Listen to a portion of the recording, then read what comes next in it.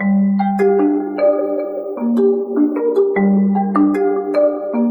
and welcome to Right Now. I'm Stephen Kent. Today, we're just going to dive right in. That's because Daniel Di Martino is joining me here in person at our oddly shaped table. And there is a heck of a lot to talk about between his life story, uprisings in Cuba, Mia Khalifa, Daniel, my Latinx friend. Welcome to the table. Thanks for having me, Stephen.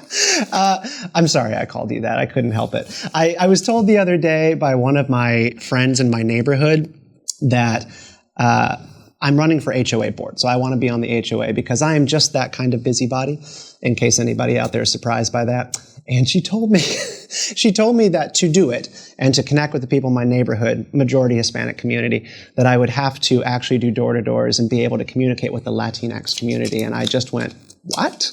I don't know how to talk to people about that. Yeah, I think that if she would tell you that you need to connect with the Latinx community, she's probably not the best person to connect with them in the first place, because that's not really a word that anybody in casual real life uses. Well, then why are people telling me that I need to use it if I'm going to actually connect to people in my community about that stuff? It's everywhere. The President of the United States uses it. Right, because it's coming from the top down, not from the bottom up. It's coming from academia, and it's people who are leftists, who are just Americans born and raised here, who have no interaction with people from Latin America, want to define them as, because they do not like that Spanish is a gendered language and that the masculine word Latino is gender neutral. They dislike that because, That's pretty standard for Romance languages, though, right? It is. It is. It is pretty standard in Latin America. The radical left in Latin America is actually trying to do the same, but instead of Latinx, Chicano. Yeah, they use with an E, Latine, and we hate it. It's I thought insane. It was Chican with the at symbol or something. Wasn't that a thing? That's an American thing. Oh, okay. Yeah. That would be just complete internet speak, though, for it to be Chican A symbol. I don't know how you would actually say that to people. Something people don't know, but when Chavez rewrote the constitution in Venezuela, he rewrote all the words like presidente, which is masculine, as presidente or presidenta. And so he added several pages in the constitution just by including both gendered words. Really? Yeah. Chavez did that. He did. Now, I thought, what about machismo? What about the whole masculinity in Latin America thing? I think, is that just purely evidence of where the roots of this kind of idea comes from? Marxism? This is a radical leftist idea that comes from those very radical places. I think what the polling on it, I think Pew Research in the beginning of the summer, they had the most up-to-date numbers when people were talking about President Biden using the word and kind of stumbling his way through delivery on Latinx. I think it is 97 to 3% in terms of approve for actual Latin Americans who use that word. Yes. Yes, it is just something that is being forced upon people. And my fear would be that young Latin people in this country who are born here, who go through the public school system here, will get that word imposed upon them. So hopefully the immigrants that come from Latin America will pass down our traditions and not allow the leftists to define us. Yeah, but how long can you actually resist that pull? I mean, the cultural power here in the American left, eventually it all goes that way. The New York Times, the Washington Post, higher education, and now K through 12, they are all pushing this kind of stuff. And I think one of the last pieces I read from NPR about the whole Latinx idea is asking whether or not Latin Americans are ready for this terminology. Yeah. I guess ready to receive it. Well, I don't think that, people usually don't know this, but most people don't even use Hispanic or Latino who are from Latin America. We just define ourselves by the country we came from. What is the difference? I don't even know the difference between saying Hispanic person or Latino. In American English, it's just become an interchangeable word. Technically, Latino includes Brazil and Haiti. But Hispanic technically does not, and it includes Spain, right? Because it's from Spanish. Latino is just from Latin America. So yeah, I would technically be both because I'm from Venezuela and it's part of both Spanish speaking and Latin America. But, people usually define themselves as Venezuelan or Cuban or Colombian or Argentinian. Are you saying national identity still matters to people? Yeah. In the year of our Lord, 2021? Yes. And that, racial identities don't really matter because in Latin America, there's different people from different ethnic backgrounds that have nothing, I have Asian Latin American friends. Yeah. And I have black and white Latin American friends. And it has nothing to do with our national identity. Yeah, I always tell folks, like, if you want to see discrimination and bigotry in live action, you should check out my Mexican and Guatemalan neighbors and how much they despise each other.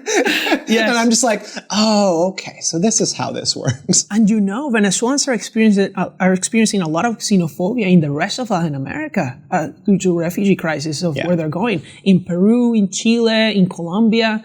And you would not be able to distinguish a Venezuelan by looking at them. You would distinguish them by the accent. And that's how they get discriminated against. And people don't know this yet.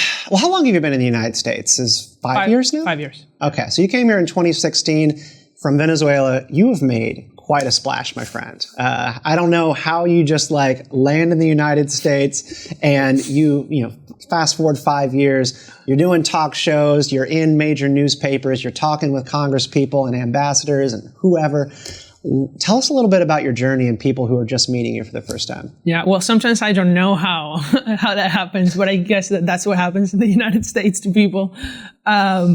So I came 5 years ago to the United States from Venezuela. I finished high school in Venezuela in 2016, and I obtained a full ride scholarship to study in Indiana University in Indianapolis. And, that's how I got here. I started a BA in economics, studied economics because I experienced terrible things economically in Venezuela, and I wanted to know why that was happening. And so I became passionate about that science. And, when I was in college campuses, I saw how the left tried to change the minds of people, how many college students supported Bernie Sanders, who I thought was the same as Hugo Chavez in Venezuela, and then Maduro. And then I just became passionate about politics here, right? I wanted to get involved. I identified myself with conservative values. And so I just became involved by volunteering. And then I wanted to do TV. I did an internship in DC. I met Young Voices. I met you. And it all just went up from there, I just was not afraid to say what I thought. And people wanted to give me a platform. And so I did it. What status are you in the United States under? Because I know sometimes when you've done television and speak, people just offhand will say, Venezuelan refugee, Daniel Di Martino. Yeah. What are the differences and why do people get that wrong? Well, first, there's really no refugee in the United States from Venezuela under the refugee program. There are asylum seekers. Okay. But there's no one refugee, actually. For some reason, the U.S. refugee program has decided not to focus on Venezuela, which is the largest refugee crisis closest to the United States. Not even under President Trump, they weren't able to push that through? Well, he cut the refugee numbers, so the opposite, right? Most of the refugees actually come from Africa.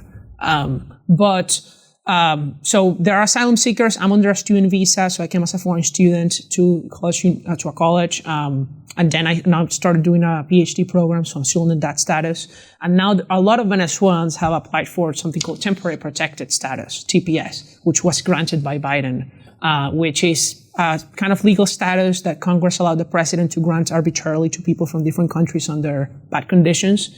And that allows you to work and travel and do many things. But it does not lead to permanent residence. What does it lead to? Nothing. You are in a legal limbo. And if the president at some point decides to end TPS, like Trump decided with many other countries. You almost faced actually getting out of the country. Right? Yes. It was not because of TPS. It was because during the pandemic, people who were doing online classes, the Department of Homeland Security decided that they do not need to be in the United States, even if they have an apartment with their belongings and everything there. It seems like a Stephen Miller kind of decision to get made. Yes, it just made no sense. And so there was so much pushback against it that they reversed it. They would have pushed back hundreds of thousands of foreign students out of the country. Well, your enemies in the national conservative movement would have been very delighted at that. I mean, you talk about making a splash. There are tons of Daniel Di Martino haters out there. You got big fans and supporters of you in the conservative movement. Are you disappointed at all with the conservative movement since you've gotten involved in it? I mean, you show up here 5-6 years ago. You come here with Reagan in your heart and as the beacon of American conservatism. And I get the feeling Reagan's out. Reagan and his legacy is up for litigation like it's never been before. Well, a few things there. I'm not disappointed at all in the conservative movement.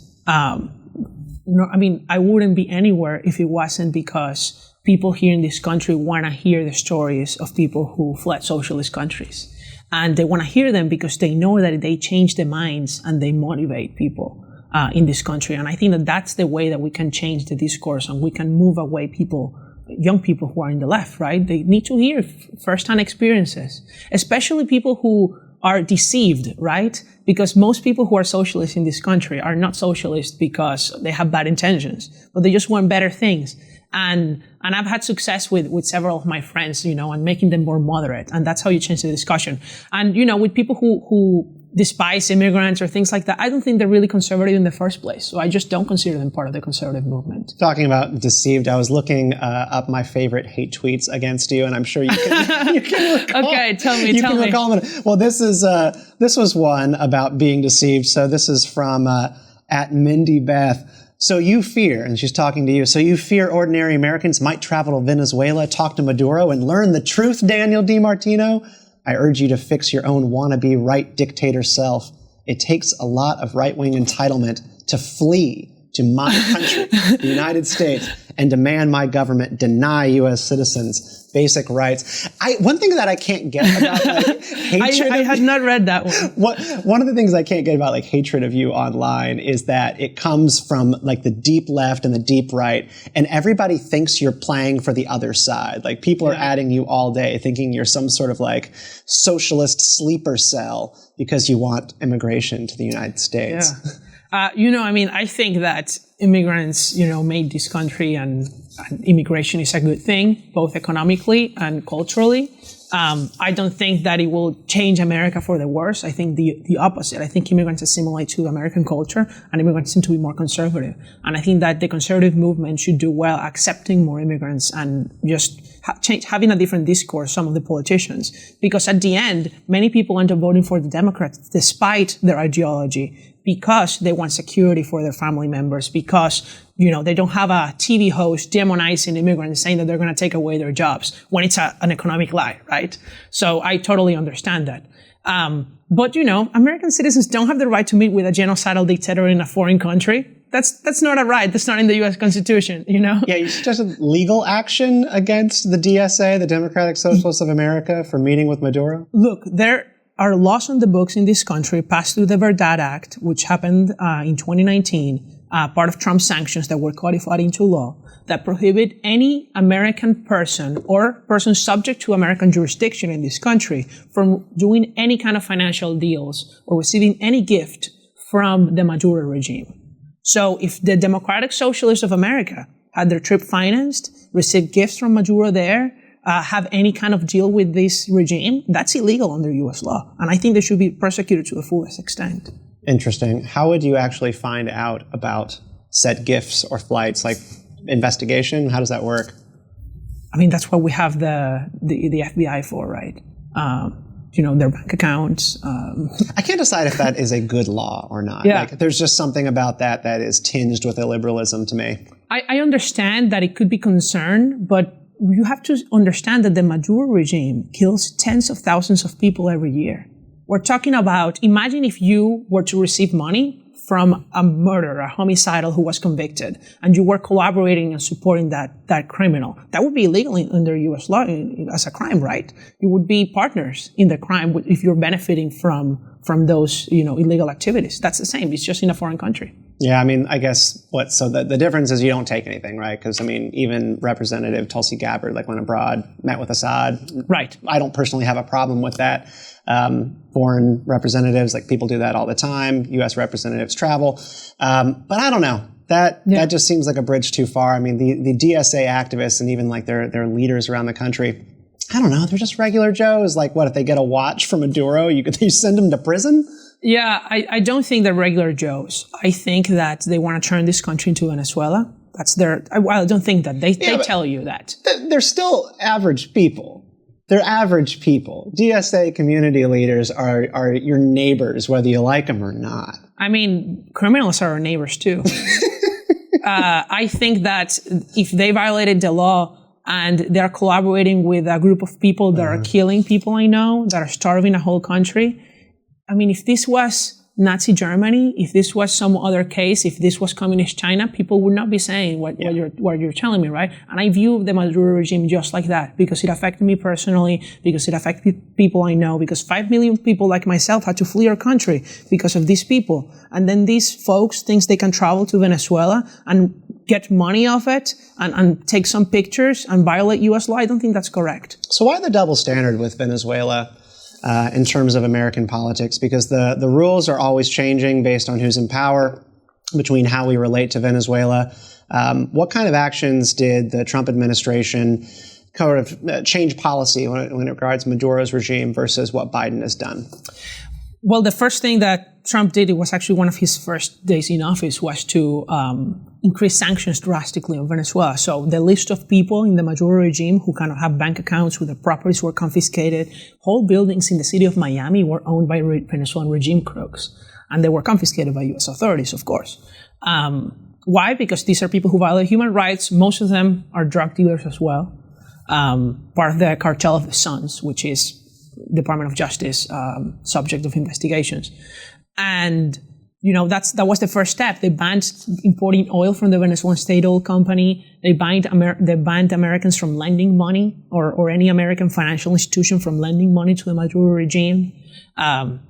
And then what is called the secondary sanctions, so that Americans cannot have financial deals with members of the regime. Mm-hmm. That doesn't mean that Americans can't send food to Venezuela or Venezuelans can't send remittances. They're totally free. We're totally free. And in fact, there are American companies in Miami who take food from Miami and then they take it door to door in Venezuela. But if you're going to collaborate with Maduro, that's illegal. Because that's the trick, right? Keeping the funds, the food, the resources that you're sending out of the hands of government intermediaries. Exactly. Because these regimes are propped up by foreign money, by people investing in those countries at the expense of the people. Right. Yeah. In fact, every time the regime gets food, they use it as a political tool for control, right? And they give it to their friends, or you have to do this for me if you want your ration. And we shouldn't allow that. I mean, is that how? So I think this is probably a good time to talk about what's going on in Cuba, because some of the video footage that has come out in Cuba has shown people looting like government-owned stores. The New York Times were reporting on that, where you have government-owned stores in Cuba where prices are ratcheted up, and they often are dealing in currencies that the Cuban people either don't even have or they cannot afford. That's the kind of racket that keeps these regimes in power. I think just people continuing to do business with those countries. Yeah. Well, the Cuban regime is also propped up by the European Union, especially. Cuba has had a U.S. embargo for many years, and the embargo does not forbid, as I'm telling you, sending food to your family members or medicines or anything like that. And in fact, people in Miami do that, and that's why the Cuban people still have some things to eat because of remittances. But the European companies have so many hotels, especially Spanish hotels in Cuba. It's incredible. And how this financial system works is that you as a tourist stay in the Spanish hotel in a very beautiful Cuban beach. Yeah. All the money that is just like a U.S. hotel, hundreds of dollars per night, goes to the Cuban regime. And then they pay a couple dollars a day to the workers. And they keep all the rest and pocket it to themselves. And the workers have no other option. It's that or starve. Well, people are mad. I think it's always been there. We got some video footage that I think we're going to throw up here real quick, just of what's going on in Cuba, because this is one of the first big outbreaks that we have seen of public anger in the streets of Cuba in 20 years? Yeah. The thing that I think about engaging with this here in the United States is the New York Times coverage makes it really hard to talk about what is happening. So their lead the other day, Cubans denounce misery in biggest protests in decades. This is true. Their lead is shouting freedom and other anti-government slogans. Thousands of Cubans took to the streets and cities around the country on Sunday to protest food and medicine shortages in a remarkable eruption of discontent not seen in nearly 30 years. The framing of that is always like, well, where did this come from? Why are they suddenly discontent? Because I think Americans really do believe that Cuba is an island paradise. I mean, I remember when Michael Moore's documentary came out on the Cuban healthcare system. I don't know, it must have been like 15, 20 years ago at this point. Mm-hmm. It completely has warped the way that Americans think of that country. Yeah. I was lucky enough when I was in high school, I had a Cuban professor in Venezuela. who was not actually brought by the regime or anything, but he had fled Cuba in the 70s to Venezuela when it was still a free country. And I learned a lot from him. He told me how when he left Cuba, he obtained a special visa with a contact he had at the Venezuelan embassy, and he needed an exit visa from the Cuban regime. And when they interviewed him, the first thing they told you, oh, so you are a traitor to the motherland because you want to leave the country. And he just had to stay quiet and, push through. But they were teasing him so that he could say anything against the government, so they could deny him the exit. So they entrap you by explaining why it is you're leaving, and if you actually say it's because I don't like it here, that's a crime. Keep you. Yes, and they'll take everything or all your belongings because your house is not owned by you. So how would anybody want to live in a country where you don't own your home, where you can't start a business, where you don't know what you're going to eat next day? Of course, people are protesting.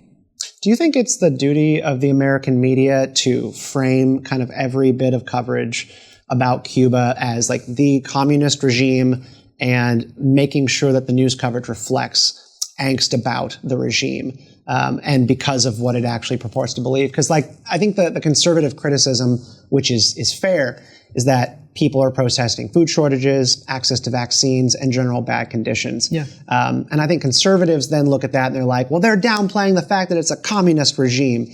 But the other thing is still true. People are protesting because things have never been worse for Cuba. This has been a really bad time during the pandemic.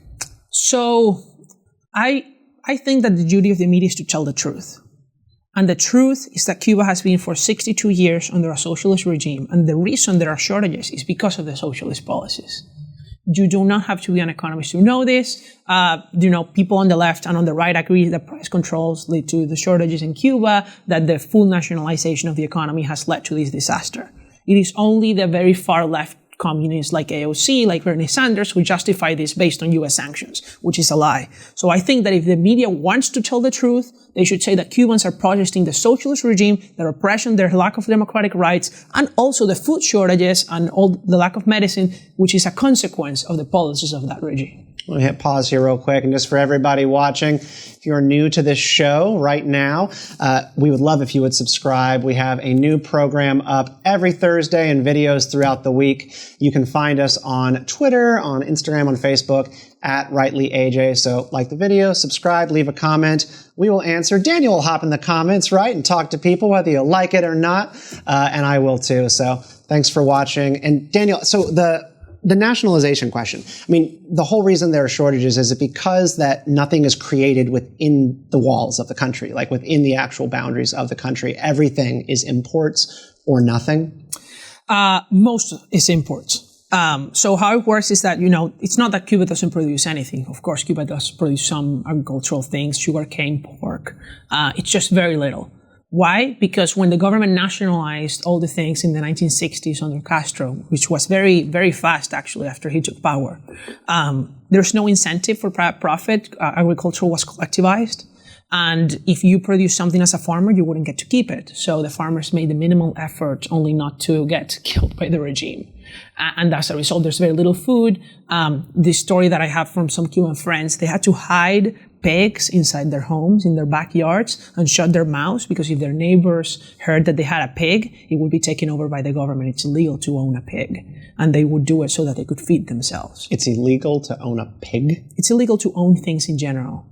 It's been liberalized a little bit recently, and now people can open some small stores, but that's it. And this is the whole root cause of the decline of these countries, and I think what is just rotting the core of our own discourse and our young people today is envy. Like, just the socialism and communism persist, and it will always persist, because envy is just one of the most natural human tendencies, to want what your neighbor has. And when you don't have anybody telling you that it is wrong to, in fact, want what belongs to other people and to downplay the idea that property should even exist, you will always get this kind of suffering.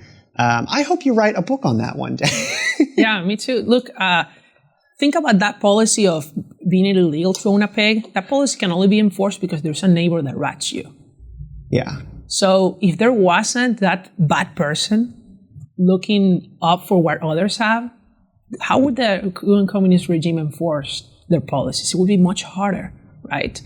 In Venezuela, it's much harder because they haven't been able to indoctrinate the population for as long as the Cubans, right? So it's much harder for the regime to find people or to find others who tell things about you.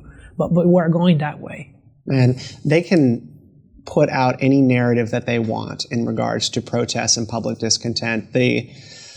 Not amusing necessarily, because it's kind of dark and shows the kind of power the regime has, but President Diaz, how do you pronounce his last name? Diaz-Canel. He took to TV the other day to blame the discontent in the streets on the CIA, American YouTubers, and none other than Mia Khalifa. Mia Khalifa is the leader of the second revolution of Cuba. This is the timeline we're living in. Hey, props on her for supporting the Cuban, people. I think that everybody should, no matter who they are. Pitbull did, and I really liked it. He had a really strong statement on his social media. And I think we need more artists doing that, because Hollywood has historically supported the Cuban regime and condemned the U.S. embargo. While if you ask Cubans, the Cuban embargo is a good thing because it takes money away from the Cuban regime. And what do they use the money for? To finance their oppression abroad and inside the country, buy weapons, to finance their spy operations in Venezuela, in Nicaragua, to finance war in the past in Angola. The Angolan war was basically won by the Cubans sending their advisors and sending troops to Angola. And they solidified a communist regime in a foreign country. I might be blurring the lines here between the embargo politics and the politics of sanctions, but I've always understood there to be, I think, a debate between conservative and libertarian wings of the Republican Party about the ideological merit of doing stuff like that and restricting free trade of goods, because it is a question of who is getting hurt the most. And I think there is a case to be made, and certainly a propaganda point to be made by the government in Cuba, that the embargo by the United States hurts the Cubans, therefore you should be mad at the United States. It is one of the most reliable tools for despots around the world to blame other countries. Idi Amin used Britain as his foil for the longest time to consolidate power in his country, and you just see it play out over and over again. So I always want to see a politics where the United States is not giving the despots the demon and boogeyman that they need to remain in power. But you have to know this, Stephen. They're always going to blame the United States whether there's an embargo or not. Yeah. And the people don't believe it. What does it mean for a regime to use this argument? What are they gaining? They're not getting the support of the Cuban people. They don't need the support of the Cuban people. They have the guns. The Cuban people don't. Whether they use the Cuban embargo as an argument or not doesn't matter. Venezuela, Chavez has used the argument of American sanctions before there were even American sanctions. They would just make them up.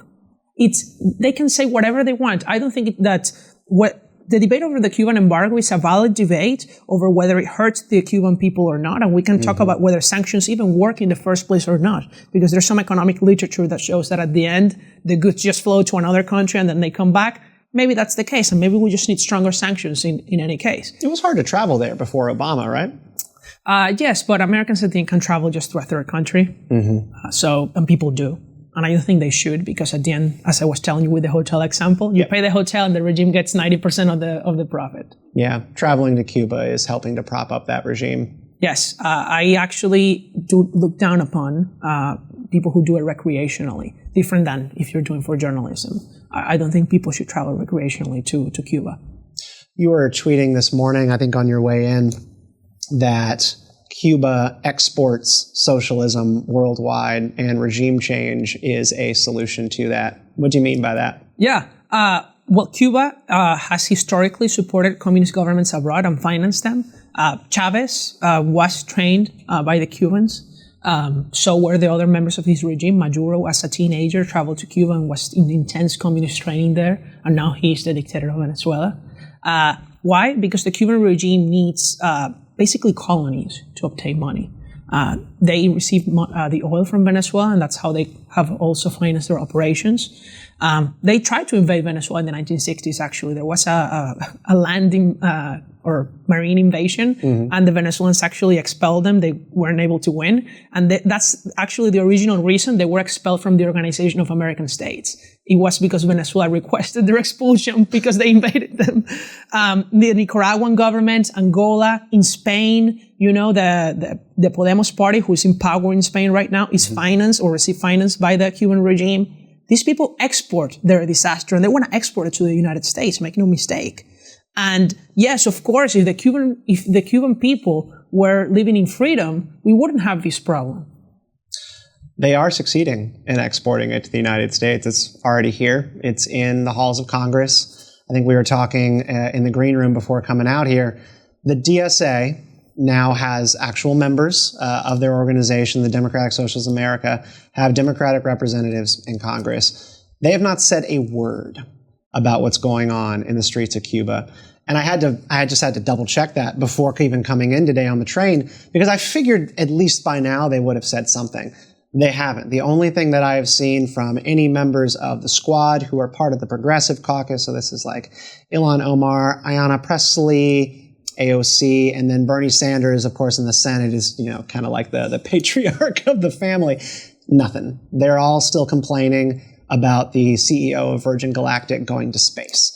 That is the only thing that is on their minds. What they did say was a retweet by, his name is Chuy Garcia, Representative Chuy Garcia of Illinois.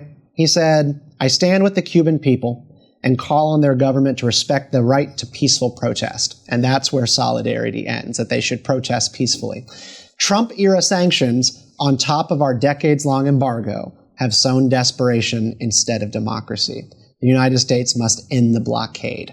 So the Progressive Caucus, that's all they have to say, is that we caused this problem. Well, I think there's so much to unpack there. On the first place, the American people did not obtain freedom from England through peaceful sit-ins and signing letters to King George asking, yes, please give us independence. And if you don't, we'll just keep sitting down and waiting for the British Army to murder everybody. That's not what happened. There was the American Revolution, right? So I go further, and I know that might not be popular with everybody. I think the Cuban people have the right to overthrow their government by any means. And so does any people living under oppression, Venezuela, Nicaragua, any other country. Now, the other thing is that they're saying that this is caused by the desperation of the embargo by the United States, the blockade. But if socialism works so well in Cuba and the system is so well, why do they have to trade with the United States? Why do they need the imperialist goods trading with the Cuban socialist pure economy? Why do they even need to trade with other countries? They should be able to provide everything for themselves, right?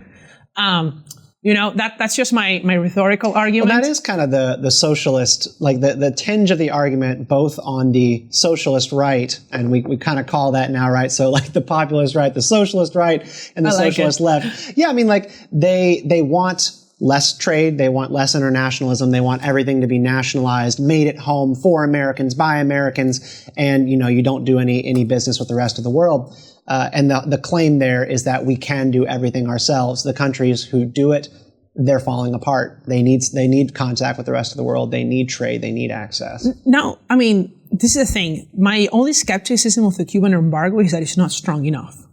It's that Cuba still trades with the rest of the world, just not with the United States. And it's the Cuban regime that profits from it. As a percent of GDP, Cuba's trade is the same as Brazil.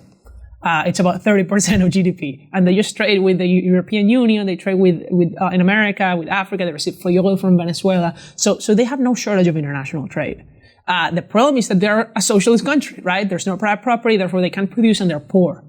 And to blame the U.S. embargo, which only takes away money from the regime that oppresses the people, it's just ignorant of what Cubans think and ignorant of the actual effects of an embargo that is really not that effective. Are you hopeful or cynical about the growing popularity of socialism in the United States? We just talked about the Democratic Socialists of America. Love them or hate them, they're on the march. They're growing. I just walked down my downtown yesterday, pamphlets of theirs on the street, several different townhomes with mailers from them in their mailboxes. We actually just lost re-election, a Democratic Socialist representing my district in the State House of Virginia. They are growing, and I don't think that they're going to be turned back, personally. And I hate that for you more than anybody, because I have become so cynical about the ability to actually turn back socialism. I feel like people only get turned off to it once they've experienced it. Yeah. And I feel like America has not had their full run-in with socialism yet, and I'm afraid for when we do. Look, I'm afraid too, but I think that we need to change the discourse in this country, and we do that through the education and the family. Parents have, for a very long time, left, I think, most of the value education to schools, and that's been a problem, and that's why the children of conservative families are not conservative. And if that was not the case, then this would be a very different country, right? So I think that that's where the problem can be fixed, and it's a difficult solution, right? Because there's no top-down solution to it. There's no government that's going to change it. It's going to be individual action and hard to coordinate. But it starts individually in the family, teaching children about freedom and to despise socialism, right? But the other solution is that we really need to educate children in this country about the evils of socialism and about what DSA stands for. I don't think that that's politicizing education. I think Florida just actually passed a really good bill. DeSantis, right? So yes. Isn't the tinge of that bill that you actually have to, in history civics classes, bring in somebody who's fled communist regimes to hear from their point I volunteer. I'll say that I volunteer. You can bring me anywhere if you're watching. But there's no shortage of people in Florida or in the rest of the United States who fled socialist countries.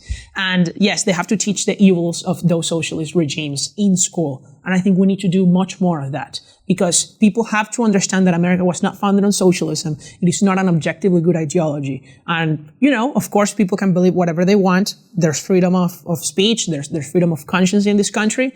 But if you are going to go to a school, you should learn about historical facts. And there's a historical fact that people starve in socialist regimes. That's it.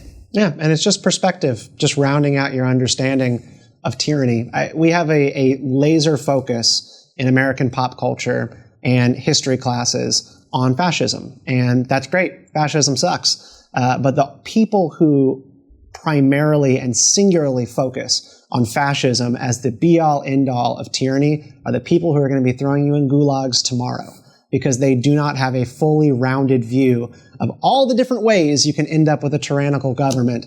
And I mean, this is the biggest problem that we have today, is I think people who are drifting towards authoritarianism and thinking they are doing it because they are good people. Yeah, I'm actually also concerned just as much as I'm concerned about socialism and democratic socialist of America, I'm also concerned about the socialist turn of the right? Of people not believing in free trade, of people not believing in free markets in general, and believing that the government is there, is going to just come and break up the companies I dislike because I dislike them.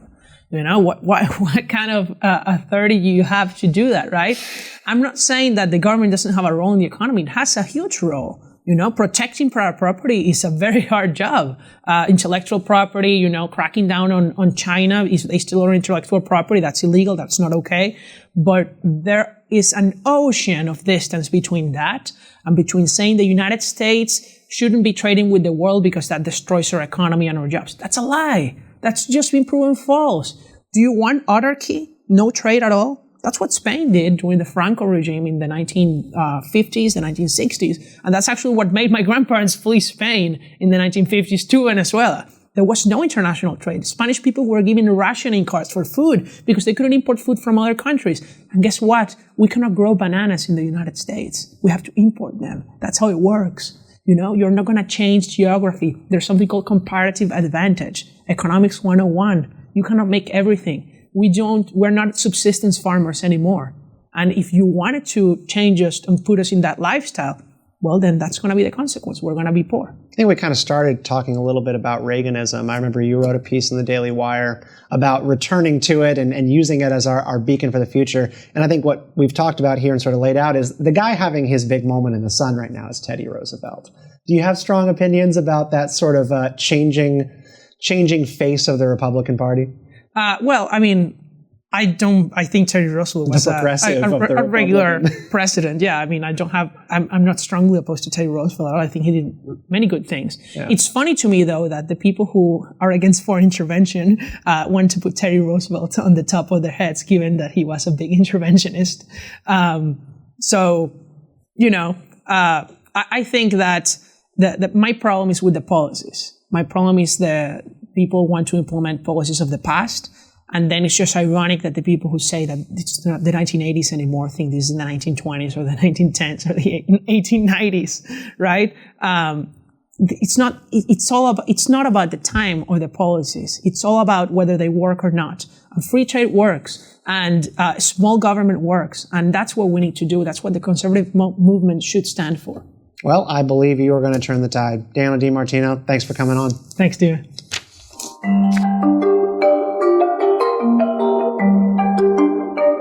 All right, well, we try never to end every show on doom and gloom, but actually share something that we are excited about because the world, there's always something good going on. So, Daniel, what's on your mind for good news? So I know we've heard a lot of bad things about inflation and many things about the jobs reports, but I think that the highlight of the good news... Wait. Our salaries are going to go up, according to CNBC. Well, yeah, no.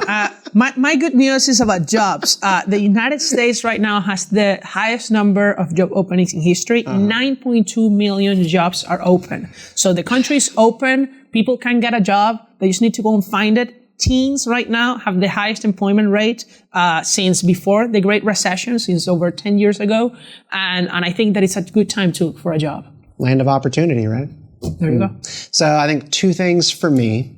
The first is on my scooter ride into the studio today, the fences are down around the White House and Congress. Finally, you can finally now take your cringy selfie in front of the White House. Once again, it has felt like we are living in a police state here in Washington for the past 6 months. And it is it's hard to explain why it's such a relief to see it all come down. Yeah. I thought Biden would have done it a lot sooner. I'm still a little bit mad it took this long. The second thing is I have been waiting anxiously for my favorite musician's next album to come out. It did come out like last month. It's called Big Colors by Ryan Adams. And it's great. It's the songs of my summer.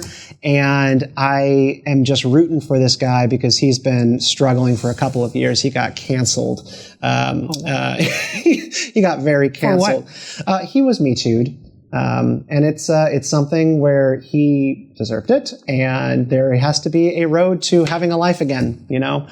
He went into hiding basically for 2 years and kind of reemerged with a new album. It's awesome. It's a great set of songs, but he's being completely blacklisted from Record Store Day, from playing in venues again, and from actually getting back out there and traveling the road to redemption.